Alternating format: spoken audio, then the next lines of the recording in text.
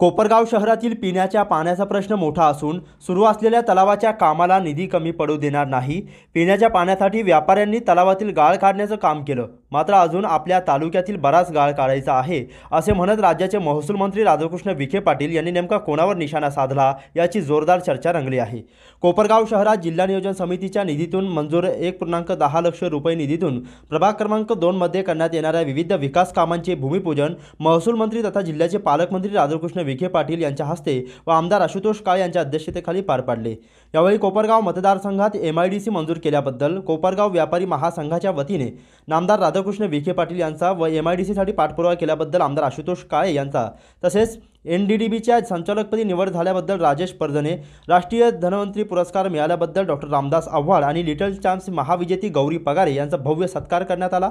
यावेळी महानंदाचे चेअरमन राजेश परजने, राज्य सहकारी पतसंस्था फेडरेशनचे अध्यक्ष काका कोयटे, प्रांताधिकारी माणिकराव आहेर, मुख्याधिकारी शांताराम गोसावी, पोलीस निरीक्षक प्रदीप देशमुख, पोलीस निरीक्षक वासुदेव देसले, महात्मा गांधी जिल्हा प्रदर्शन चॅरिटेबल ट्रस्टचे सचिव धरमचंद बागरेचा, माजी नगराध्यक्ष विजयराव वहाडणे, डॉक्टर रामदास आव्हाड, रविकाका बोरावके, गायिका गौरीताई पगारे, कैलास शेठ ठोळे, व्यापारी महासंघाचे कार्याध्यक्ष सुधीर डागा आदी उपस्थित होते। प्रारंभी पालकमंत्री विखे पाटलांचे आगमन होताच निवारा व जानकी विश्व परिसरातील नागरिकांनी आपल्या घरासमोर गुढी उभारून तसेच रांगोळी काढून विखे पाटलांवर पुष्पवृष्टी करत फटाक्यांची आतिषबाजी आणि ढोल ताशांच्या गजरात त्यांचे जंगी स्वागत केले। यावेळी झी मराठी वाहिनीवरील सारेगमप लिटिल चॅम्प्स या कार्यक्रमात महाविजेती ठरलेल्या गौरी अलका पगारे या गायिकेस प्रवरा उद्योग समूहाच्या शैक्षणिक संकुलात सर्व शैक्षणिक संधी आणि सुविधा उपलब्ध करून देऊन गौरीला दत्तक घेत संस्थेच्या वतीने शिक्षणाची पूर्ण जबाबदारी घेण्याची घोषणा महसूल मंत्री राधाकृष्ण विखे पाटील यांनी केली आहे। आशुतोष दादांनी सांगितलंय की शहर ही शहरच वाटली पाहिजे आणि त्या दृष्टीने प्राधान्यक्रमाने शहराच्या विकासाचा आपण प्राथमिकता ठरवली पाहिजे। कोपरगावची प्राथमिकता जर मला विचारली पहिलं म्हणजे पिण्याचं पाणी महत्वाचं आहे आणि त्याला त्याची कशी सोय करता येईल आपल्याला त्या दृष्टीने त्याच्यावर काम करण्याची आवश्यकता आहे। म्हणून अशा अनेक वेगवेगळ्या योजनेतून जो काही निधी लागेल तो निधी देण्याचं मी आशुतोषजींना आश्वासन दिलेलं आहे, ते मान्य केलेलं आहे। कारण पिण्याच्या पाण्यासाठी मग डागाजींनी उल्लेख केला की पहिलं महत्वाचं काम त्यांनी गाळ काढण्याचं केलं, अजून बराच गाळ आपल्या तालुक्यातला काढायचा आहे किंवा आता सुरुवात झाली गाळ काढण्याची।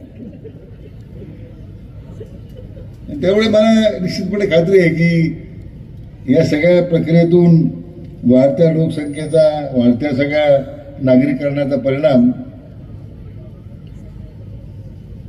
जनमानसावर येणारा त्याचा ताण, या सगळ्याचाच विचार आपल्याला भविष्यकाळात या संबंधीचा करावा लागणार आहे। आपल्या सुद्धा काही लोक जरा डळमळ झाले होते, काही मंडळी दुसऱ्याच्या नादी लागलेले आहेत ते सध्या काही लोक, पण त्यांच्या लक्षात आलं की इथे पर्याय नाही आहे।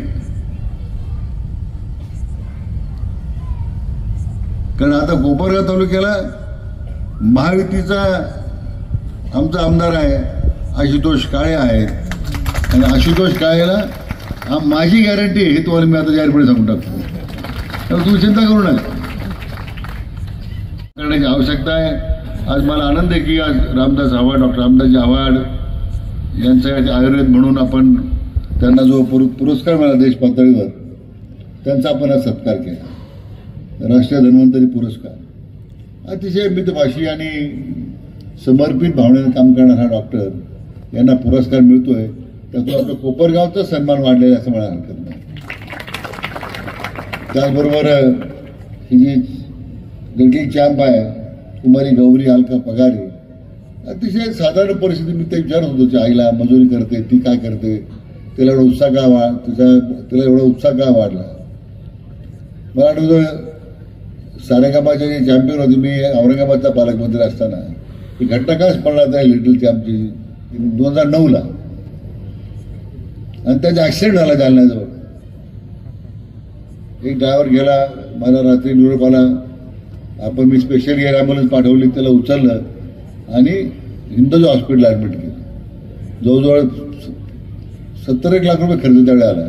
ते हॉस्पिटल सगळं बिल आपण जर माफ केलं आणि तिचं नवी आयुष्य आपण द्यायचा प्रयत्न केला. ते चित्र माझ्या समोरचं आजचं आहे. या गौरीच्या बाबतीमध्ये मी त्याला सांगितलं की तुझी तयारी हॉस्टेलला जाण्याची जाईल म्हणून प्रवारा समूह आहे त्याला दत्तक घेऊन पूर्ण शिक्षण जबाबदारी आम्ही घ्यायला पाहिजे. एवढ्या हजारो मुली शिकतात, आमची गौरी शिकेल ना, काय अडचण आहे. काकाच्या नेहमीच काकाचा उत्साह हा तुम्हाला स्वस्त बसू देत नाही. काही ना काही त्याच्या काकाच्या योजना असतात, तो प्रयत्न करतात. राज्यभर त्यांनी एक विश्वास संपादन केलेला आहे. नाही तर पतसंस्थेबद्दल लोकांची फार तशी लोकांना अजिबात आकर्षण नाही, पण ते काकाने टिकवलं आणि पतसंस्था केवळ ते चळवळ पतसंस्था टिकवली नाही, ती चळवळ वाढवली, समृद्ध केली, याचा मला जास्त अभिमान आहे. सरकारला योग यायचा होता की MIDC मंजूर झाल्यानंतरच साहेब या ठिकाणी यावेत, ही नेत्याची इच्छा होती. आणि आज जरी उशीर झाला तरी साहेब सर्वजण तुमच्याकरता तुमची वाट पाहत या ठिकाणी थांबून आहे.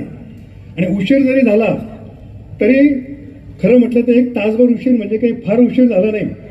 टायमिंग साधण्यामध्ये विखे पाटलांची बरोबरी महाराष्ट्रात कोणीही करू शकणार नाही. योग्य वेळेला योग्य निर्णय वेळेत कसा घ्यायचा हे विखे साहेबांकडून मित्रांनो आपण शिकलं पाहिजे. या ठिकाणी मला मुद्दाम आवर्जून नमूद करावं असं वाटतं की माझ्या आणि विखे कुटुंबियांचे, विशेषतः राधाकृष्ण विखे पाटलांचे गेले 40-42 वर्षापासूनचे संबंध आहे. राधाकृष्ण विखे साहेब ज्यावेळेस जिल्हा योग काँग्रेसचे अध्यक्ष होते त्यावेळेस मी कोपरावच्या योग काँग्रेसचा अध्यक्ष होतो. आणि जो माणूस एकदा विखे कुटुंबियांच्या संपर्कात आला तो साहेब कायमचा तुमचाच होऊन जातो. तुम्ही त्याला विसरत नाही आणि आम्ही सुद्धा त्याला विसरत नाही. राजकारणात मी कुठेही असो किंवा राजकारणात असो किंवा नसो, विखे घराण्याचा कार्यकर्ता म्हणून माझी जी ओळख आहे तिचा मला साहेब आनंदही आहे आणि अभिमान सुद्धा आहे. साहेब या परिसराने मला प्रचंड प्रेम दिलं. ज्यावेळेस मी या वसाहती स्थापन केल्या त्यावेळेस मी एक छोटासा किराणा दुकानदार होतो. मला या वसाहतीने खूप काही दिलं. या भागातल्या नागरिकांनी कधीही कुठल्याही प्रकारची अपेक्षा न करता प्रचंड बहुमतानं मी सांगेल त्या उमेदवार, या परिसरामध्ये किमान 3 प्रभाग असे आहेत, या परिसरामध्ये मी सांगेल त्या उमेदवाराला लोक निवडून देतात, कोणत्याही प्रकारची अपेक्षा करत नाही. आणि माझे उमेदवार हे गावामध्ये सर्वाधिक्य मताने निवडून आलेला आतापर्यंतचा साहेब इतिहास आहे. कार्यक्रमाच्या निमित्ताने माझी साहेब आपल्याला एक विनंती आहे, एक विनंती, महत्वाची विनंती करणार आहे. साहेब आपण उपजिल्हाधिकारी कार्यालय तर शिर्डीला आणलं. साहेब आमची अपेक्षा आहे जिल्हाधिकारी कार्यालय सुद्धा आपण शिर्डीला आणावं. एवढंच नव्हे, शिर्डीला साईनगर या जिल्ह्याच्या नावानं साईनगर हा जिल्हा सुद्धा आपण घोषित करावा. कोपरावकरांचा त्याला पूर्णपणे पाठिंबा राहील.